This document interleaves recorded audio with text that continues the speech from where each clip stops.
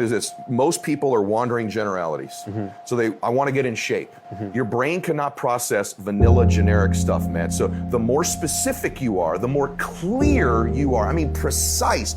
I used to walk this beach with my then girlfriend and tell her we will live there someday. Pretty specific. I pointed up at this hill when we were kids when there are no houses here. And there was ones above it. I said, we're gonna live there someday, babe. Like, here we are, right? Specific. I didn't want to live on the beach. I wanted to live in Laguna Beach. I wanted to live in Three Arch Bay. I don't want to be in shape. I want to weigh 195. I want 6% body fat. The more specific you are, the more your brain and you can go to work on attracting it and getting it. Like, you got a problem with me? Let's sort it out. Right. Because we're going to carry it with us. You want to do that? So people wonder why I engage in conflict. I hate conflict. And I find it very stressful. But conflict delayed is conflict multiplied. Ooh, that's so true. Meditation for me is more like being present.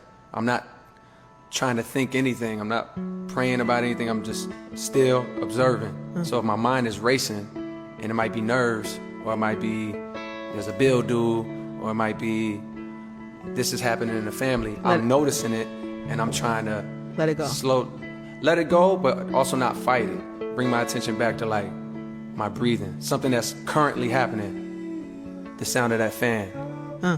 I just listen and try to like focus on that. And what you'll notice is like my mind will start going to something else. Like, oh, my mom said something on the phone, boom, boom, boom. And I'll start thinking about that. And I might go on a 30-second trip on that thought. And then I catch it like, oh, look what just happened. It's fine. Let me bring my attention back to that fan. Something that's like present moment. And like, I want to become a person that does that every day. Things that I repetitively think about or say, I'm able to manifest. Like, you know, this house, for example, I manifested this because I obsessively used to take my uncle's Audi, and I used to take a girl to movies. And I used to go tell her like, yo, you wanna go see where I'm gonna live one day? Yeah. Cause this is where I'm gonna live one day. And I used to drive these same 3 streets right here. Be happy. And you need to define happiness for yourself. It's not me, it's not Ed, it's not anybody else. But know this, most of you are living based on somebody else's opinion. Your mom, your dad, your girl, your guy, the anonymous comments on your post. You know how many people are still posting sexy pictures because that gets more likes, but they've already evolved into having expertise around something else, but they still have to show abs and muscles and tits and ass? For validation, fuck that. Let's get out of this insecure high school shit once and for all. At a young age, I was really experienced at a young age. I knew what was happening. Like, I'm 10 years old. I knew what time it was. I knew it was like to hear people scream in the middle of the night or getting mugged. I saw people get shot. I heard my mother get fucked a lot. So I knew about the world. It wasn't like I was stupid from the world perspective. I knew what time it was. I knew not to go there. I knew to be careful so here. So you talk about all the negative shit, right? Yeah, that's what all about I the know. positive shit? I don't know that. Tell me. What happened? Tell me Come on, something positive happened. That's bullshit. That's bullshit. No, something. Fuck you. You don't know bullshit. You don't know me. Something positive happened. What, I went to positive. fucking what? I went to fucking free lunch, nigga. Something positive What? happened. I went to free lunch. They fed us. People, you didn't connect with anybody. You didn't connect with another human being. You didn't feel the warmth of another human being, or the love, or the friendship, or you didn't have. Not then. Okay. Not then. No. Really? No. That is fucked. No. That's fucked. Well, I'm sorry. That's what it was. I know. I'm saying that's a lot to deal with. Let me tell you something, man. I don't know what happens, but when I dream something, it's got a little juice to it. It does. Like it's got a level of energy to it. So let's just say on a scale of 1 to 10, 10 being the highest, when I'm dreaming, I'm like 7, I'm at a 7. If I wake up sometimes I might forget it.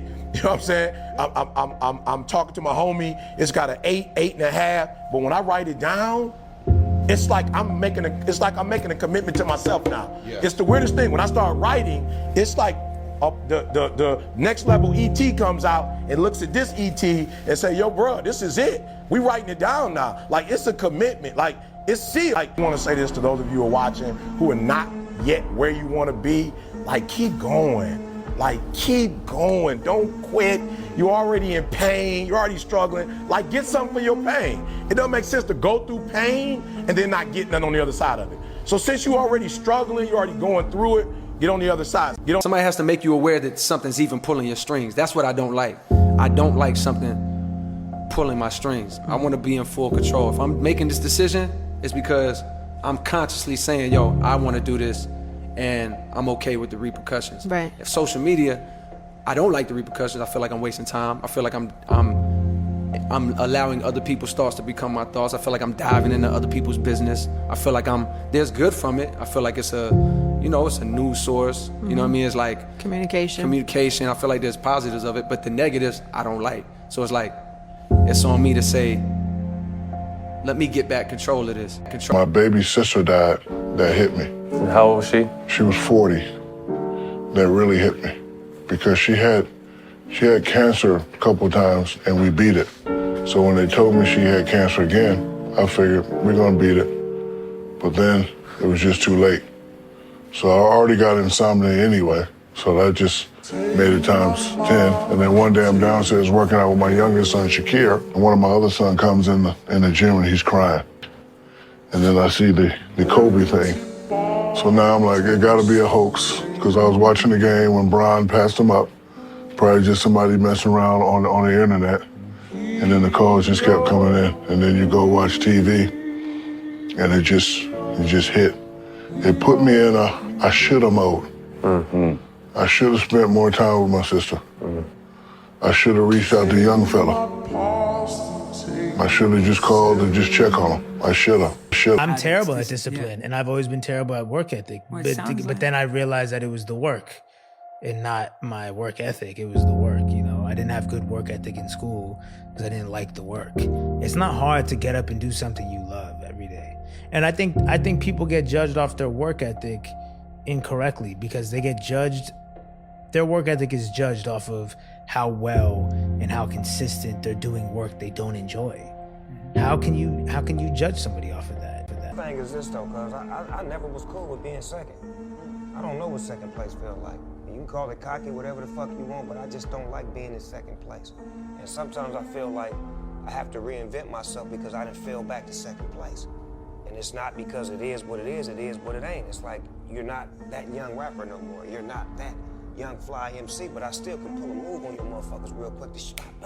I'm 13, 6'9", can't play. I got bad knees. I got Osgood Slaughter. I got the brown knee brace with the hole in the middle. Old school joint. I'm slow as hell. I can't do anything. People laughing at me. Being that I was a hip hop kid and had a little rhythm, I'm not doing what Kareem. I'm not doing those sky hooks. I like this magic cat. So I started working on my little handles, right? And then when I first started dunking, I never wanted to dunk. So junior year, I got 45 at 3. I'm killing the little dudes I'm playing against. I finger rolls it. I miss. My father comes out and he takes me outside. See, yo, man, fuck you doing? I said, man, I'm just, I'm working on my little mat. Whap! Smacks me. Ain't no magic. Be Shaquille O'Neal. Well, that's when I started dunking.